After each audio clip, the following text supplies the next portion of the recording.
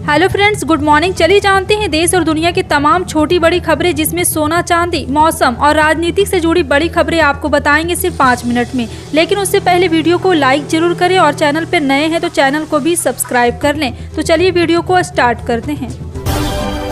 जी हां, G20 भारतीय अध्यक्षता के तहत महिला सशक्तिकरण पर मंत्री स्तरीय सम्मेलन गुजरात के गांधीनगर में आयोजित किया जा रहा है, जो 2 से 4 अगस्त तक चलेगा। इस 3 दिवसीय सम्मेलन की अध्यक्षता महिला और बाल विकास मंत्री स्मृति ईरानी कर रही। वहीं इस सम्मेलन को प्रधानमंत्री नरेंद्र मोदी ने वीडियो कॉन्फ्रेंसिंग के माध्यम से संबोधित किया। पीएम मोदी ने कहा है कि जब महिला सशक्त होती है तो दुनिया सशक्त होती है। मणिपुर हिंसा और दिल्ली सेवा बिल को लेकर संसद के दोनों सदनों में विपक्ष का हंगामा जारी है। सत्र के 10वें दिन बुधवार को भी दिल्ली सेवा बिल को लेकर लोकसभा में जोरदार हंगामा हुआ। लोकसभा स्पीकर ओम बिरला सदन के भीतर हंगामे की वजह से काफी नाराज है। उन्होंने सदन आने से इनकार कर दिया। ओम बिरला ने कहा है कि जब तक संसद में गतिरोध खत्म नहीं हो जाता और विपक्ष हंगामा करना नहीं बंद करते, तब तक वह स्पीकर की कुर्सी पर नहीं बैठेंगे। ऐसे में ओम बिरला की जगह आंध्र प्रदेश के राजमपेट से सांसद पीवी मिथुन रेड्डी ने लोकसभा की कार्रवाई संभाली। पश्चिम बंगाल की मुख्यमंत्री ममता बनर्जी ने ऐलान किया है कि पूरे राज्य में एक सर्वे कराया जाएगा, जिसके तहत मदरसों का रजिस्ट्रेशन किया जाएगा। ममता ने बताया कि जो भी मदरसा सरकार के साथ रजिस्टर होना चाहते हैं वो इस सर्वे में भाग लेकर ऐसा कर सकते हैं। इसके अलावा सीएम ममता बनर्जी ने कहा है कि अब पश्चिम बंगाल में शब बारात और करनी पूजा की पूरे दिन की छुट्टी होगी। उन्होंने कहा है कि पश्चिम बंगाल में सबसे ज़्यादा सरकारी छुट्टियाँ होती। इस दौरान ममता ने केंद्र सरकार पर भी जमकर हमला बोला। कांग्रेस नेता राहुल गांधी ने मोदी सरनेम मामले में माफी मांगने से इनकार कर दिया। उन्होंने सुप्रीम कोर्ट में हल्फनामा दाखिल कर कहा है कि माफी मांगने का सवाल नहीं उठता। प्रथम दृष्टया से मानहानि का मामला ही नहीं बनता है। राहुल गांधी ने कहा है कि माफी मांगने का कोई कृत्य ही नहीं है। कांग्रेस नेता सुप्रीम कोर्ट में दाखिल हल्फनामे में ये बात कही। अगस्त के महीने में 2 बार सुपरमून को देखने को मिल रहा। पहला 1 अगस्त को था और दूसरा अब 30 अगस्त को होगा। ऐसे में चंद्रयान 3 और सुपरमून का खास संबंध है। 1 अगस्त को पृथ्वी की चंद्रमा से दूरी 3,57,530 किलोमीटर थी, जबकि इससे पहले 2 और 3 जुलाई को सुपरमून दिखा था। उस समय चंद्रमा की दूरी 3,61,934 किलोमीटर थी। इसके बाद चंद्रमा धरती के सबसे नज़दीक 30 अगस्त को आएगा। जन सम्मान वीडियो कॉन्टेस्ट अमेजन में नई उमंग, उत्साह और मनोरंजन के साथ राज्य की जन कल्याणकारी योजनाओं की जानकारी प्रत्येक प्रदेशवासी तक पहुंचाने के लिए कारगर साबित हो रहा है। इसके लिए प्रदेशवासियों को राज्य की योजनाओं पर आधारित रचनात्मक और नाट्य रूपांतरण का वीडियो बनाकर 2 सोशल मीडिया हैंडल पर और साथ शेयर कर सकते हैं। उचित मापदंडों के आधार पर वीडियो की जाँच परख के बाद पुरस्कार की श्रेणी में रखा जा सकता है। मंगलवार को जारी हुए शनिवार 29 जुलाई के परिणाम में राशमी चित्तौड़गढ़ के रमैया सिंह ने प्रथम पुरस्कार के रूप में 1 लाख रुपए जीते। हरियाणा के नूंह से फैली हिंसा ने कुछ ही दिनों में राज्य के अलग अलग जिलों को भी अपनी चपेट में ले लिया है। यह घटना में जान माल की भी हानि हुई। हिंसा को लेकर सूबे के मुख्यमंत्री मनोहर लाल खट्टर ने बुधवार को कहा कि नूंह और दूसरे जिलों में फैली हिंसा अब पहले के मुकाबले काबू में है। उन्होंने बताया कि इस हिंसा में हरियाणा में अभी तक 6 लोगों की मौत हो चुकी। हिंसा फैलाने के बाद पुलिस ने तुरंत कार्रवाई करते हुए 116 लोगों को गिरफ्तार किया है। एनसीटी दिल्ली सरकार विधेयक 2023 को लेकर संसद के दोनों सदनों में चर्चा हो सकती है। सदन में इस बिल पर चर्चा होने के बाद इसे पारित करने को लेकर मतदान भी हो सकता है। बता दें, केंद्र सरकार के इस बिल का आम आदमी पार्टी विरोध कर रही है। दरअसल इस बिल के पास होने से दिल्ली में अधिकारियों के ट्रांसफर पोस्टिंग का अधिकार दिल्ली सरकार की जगह एलजी के पास चला जाएगा। लोकसभा में विपक्ष के हंगामे को देखते हुए लोकसभा अध्यक्ष ओम बिरला ने सदन की कार्रवाई को 3 अगस्त तक के लिए स्थगित कर दिया है। सरकारी स्कूलों में शिक्षक बनने का सपना पूरा होगा। झारखंड में टीजीटी टीचर के 26,000 पदों पर वैकेंसी निकली है। झारखंड एसएससी की तरफ से टीजीटी टीचर के पद पर वैकेंसी निकलती है और इस संबंध में जेएसएससी की ओर से नोटिफिकेशन जारी हुआ। इस वैकेंसी के लिए इच्छुक उम्मीदवार सिर्फ ऑनलाइन आवेदन कर सकते हैं। देश की सबसे बड़ी एयरलाइंस इंडिगो एक जबरदस्त ऑफर लेकर आई है। कंपनी लोगों को फ्लाइट टिकट की बुकिंग पर 2,000 रुपये तक का डिस्काउंट दे रही है। ये सेल 3 दिन चलने वाली है। इंडिगो के ऑपरेशंस के 17 साल पूरे होने के मौके पर कंपनी ने एनिवर्सरी सेल ओपन की है। ये इसकी डिटेल है। लोकसभा चुनाव को लेकर बीजेपी पूरे दमखम के साथ अपनी तैयारी में जुट गई। बीजेपी का फोकस उत्तर प्रदेश पर है, क्योंकि 2014-2019 में देश की सत्ता में काबिज होने में इसी राज्य की अहम भूमिका रही। पीएम मोदी पूर्वांचल के काशी से सांसद है। यूपी के सीएम योगी आदित्यनाथ भी इस इलाके के गोरखपुर से आते हैं। यही वजह है कि बीजेपी के लिए पूर्वांचल काफी अहम हो जाता है। पूरे देश में जनता महंगाई की मार झेल रही। खाने पीने की सभी चीजें महंगी हो गई। खासकर टमाटर की कीमतों में बेतहाशा बढ़ोतरी हुई। पिछले महीने कई शहरों में टमाटर का रेट 300 रुपये किलो के पार पहुंच गया था। चंडीगढ़ में 1 किलो टमाटर की कीमत 350 रुपये हो गई थी, लेकिन पिछले 10 दिनों से टमाटर के दाम में कुछ हद तक गिरावट आई। अब टमाटर 100 से 150 रुपये किलो बिकने लगा है। हरियाणा के नूंह और मेवात में हुई हिंसा के बाद से तनाव की स्थिति बनी हुई। इसी बीच बुधवार को हरियाणा के मुख्यमंत्री मनोहर लाल खट्टर ने कहा कि हम नूंह हिंसा के पीड़ितों को सहायता प्रदान करेंगे। जी हां, आपको बता दें कि यहां पर वहीं मोनू मानसरोवर को लेकर मुख्यमंत्री मनोहर लाल खट्टर ने कहा, मोनू मानेसर के खिलाफ पिछला केस राजस्थान सरकार ने किया था।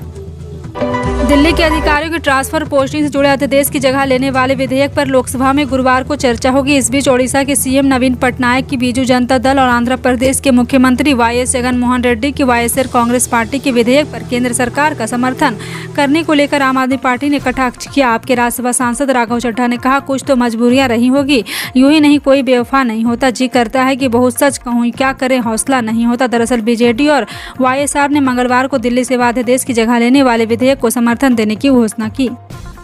यूपी में बिजली बिल की रेट में बढ़ोतरी पर इन दिन चर्चा जोरों पर है। इसी बीच ऊर्जा मंत्री ए के शर्मा का बड़ा बयान सामने आया है। जी हां, आपको बता दें कि ऊर्जा मंत्री ने अपने बयान में साफ कर दिया है कि राज्य सरकार यूपी में बिजली बिल बढ़ाने पर कोई विचार नहीं कर रही। उन्होंने आगे साफ किया है कि कुछ कंपनियां सालाना तुलना के आधार पर अपनी दी है और उसके आधार पर बिजली बिल के रेट बढ़ाने पर चर्चा हो रही है।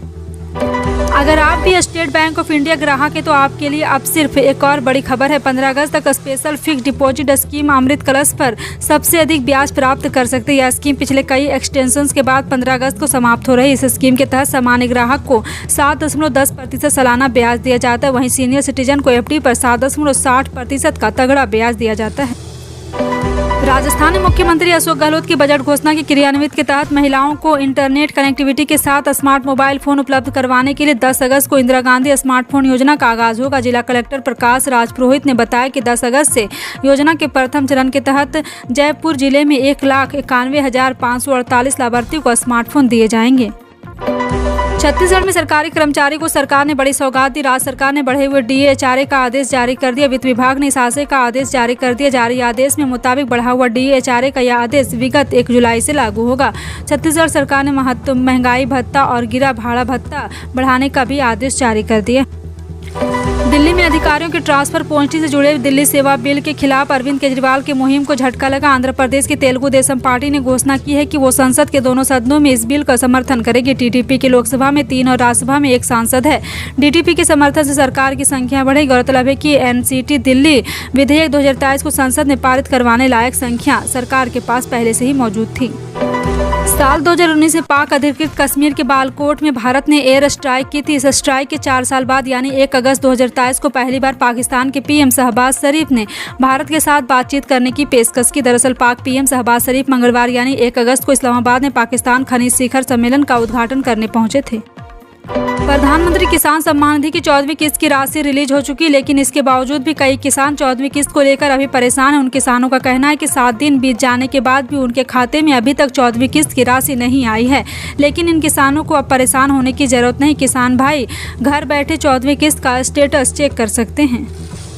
भारत दुनिया का दूसरा बड़ा उपभोक्ता बाजार है। वर्ल्ड गोल्ड काउंसिल के दूसरा अनुसार भारत के यहाँ पे घरेलू लोगों को लेकर के रिकॉर्ड ऊंची कीमतों के कारण अप्रैल-जून तिमाही के दौरान सोने की मांग 7% कमी देखी गई, जिसकी वजह से मांग घटकर 198.1 टन रह गई। इस साल देश में सोने की खरीदारी सबसे कम होने का अनुमान है, क्योंकि 2020 में कोविड-19 महामारी ने दूसरे सबसे बड़े खपत वाले देश को प्रभावित किया है।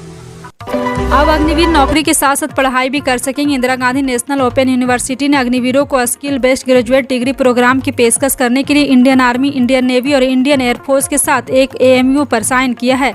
एएमयू के मुताबिक अग्निवीरों के लिए IGNOU 5 skill based graduate degree program पेश कर रहा है। यूनिवर्सिटी ने कहा है कि इससे अग्निवीरों को सर्विस के दौरान ग्रेजुएट की डिग्री प्राप्त करने में मदद मिलेगी और सर्विस के बाद उनकी रोजगार क्षमता में सुधार होगा। मेडिकल कोर्स में एडमिशन की तैयारी कर रहे हरियाणा के युवाओं के लिए अच्छी खबर है। राज्य सरकार ने प्राइवेट मेडिकल कॉलेज में एमबीबीएस और बीडीएस कोर्स की फीस तय कर दी। हरियाणा में स्थित कोई भी प्राइवेट मेडिकल कॉलेज या यूनिवर्सिटी सरकार द्वारा तय की गई फीस की दरों से ज़्यादा पैसा नहीं वसूल कर सकेगा। एक हफ्ते से अंतर्राष्ट्रीय बाजार में कच्चे तेल की कीमतों में लगातार बढ़त देखी जा रही। क्रूड ऑयल ने $85 का आंकड़ा भी पार कर लिया। अंतर्राष्ट्रीय बाजार में चल रही कच्चे तेल की कीमतों के आधार पर ही देश में पेट्रोल डीजल की कीमत तय की जाती है। ऐसे में सवाल, क्या अब देश में पेट्रोल डीजल की कीमत बढ़ोतरी की जाएगी? जी हां, आपको बता दें कि देश में पेट्रोल डीजल की कीमत में बस जस की तस बनी हुई है और 2 अगस्त को भी अपडेट की गई पेट्रोल डीजल की कीमत जस की तस बनी हुई थी। सर्वोच्च न्यायालय के दिशा निर्देश अनुसार ई श्रम पोर्टल पर पंजीकृत श्रमिकों को भी राष्ट्रीय खाद्य सुरक्षा अधिनियम 2013 के अंतर्गत राशन कार्ड बनाकर भारत सरकार की योजना का लाभ दिया जाएगा। यह जानकारी जिला नियंत्रक खाद्य नागरिक आपूर्ति एवं उपभोक्ता मामले नरेंद्र कुमार धीमान ने दी है। श्रमिक सोलन में खंड स्तर पर तैनात संबंधित विभागीय निरीक्षक खाद्य नागरिक आपूर्ति एवं उपभोक्ता मामले में कार्यालय संपर्क कर राशन कार्ड बना सकते हैं। फिलहाल आपका इन सभी खबरों पर क्या कहना है, कमेंट सेक्शन में टाइप करके जरूर बताएं।